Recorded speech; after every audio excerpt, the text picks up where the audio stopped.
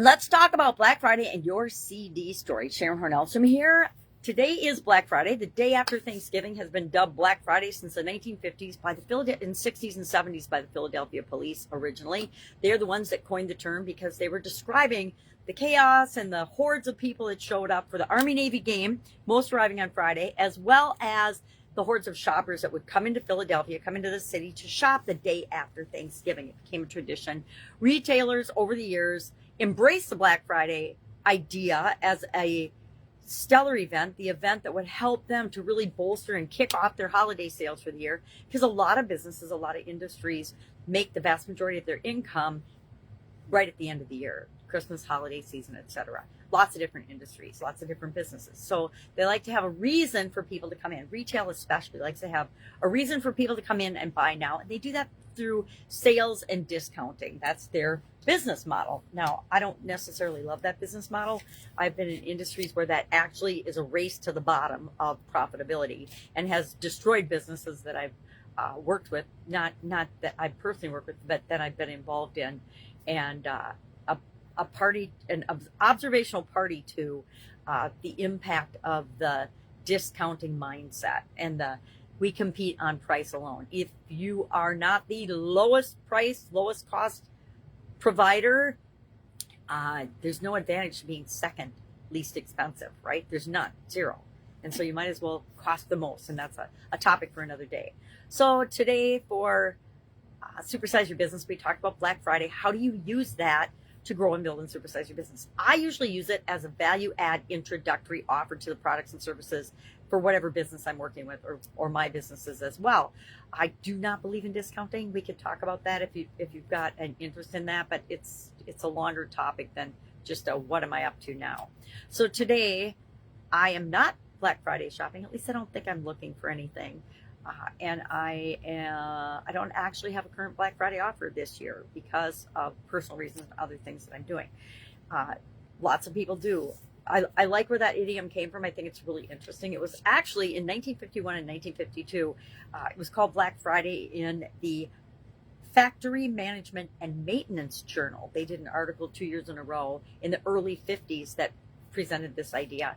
And then retailers over the years tried to get the name changed from Black to Big Friday, but it never took hold because Black Friday, I guess it's indicative of the chaos and the pandemonium like the Philadelphia police experienced. If you've ever gone Black Friday shopping, you probably know what I'm talking about. I've only gone a few times, a few years over the years when my kids were little, which is a long, long time ago.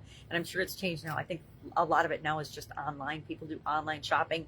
Last year, I will admit, I did Black Friday shopping early because Thanksgiving was late last year, although it's early this year. And so I was online Wednesday while I was cooking, and I did all my shopping on Wednesday before Thanksgiving, which hit the Black Friday sales last year. So I got bargains, but it wasn't really me going out and shopping physically at all, which I'm not really up for that much anymore. I think COVID did a number on retail and on shopping that we may never recover from. Just my personal opinion. Our topic for today in the Get Your Goals annual challenge is we're going over our goal process, the goal process that we set for ourselves in January after looking at over a dozen, probably between 15 and 20 different goal frameworks and ways of looking at goal setting, goal achieving, goal getting. We came up with our own 7-step process, and we're reviewing and adding, we're going through it with a life goal. We just did a summary of all the different areas and aspects of our life and reviewed, okay, where are we at with respect to the goals that we set for ourselves during the year as we covered each of these areas one per month from February through October. And I discovered, much to my dismay, that there were a couple of areas due to the craziness this year that I let slip. And I had actually almost forgotten about the goal I had set for myself financially and the goal I had set for myself spiritually. I had a lot of stuff's happened this year that they just got left behind. And guess what? That happens even to me, who does an annual goal challenge and looks at my goals every month. I obviously was missing a few areas that I had thought something different in, which meant I didn't instill in my subconscious and in my processes and my systems a good enough way of checking progress toward those goals.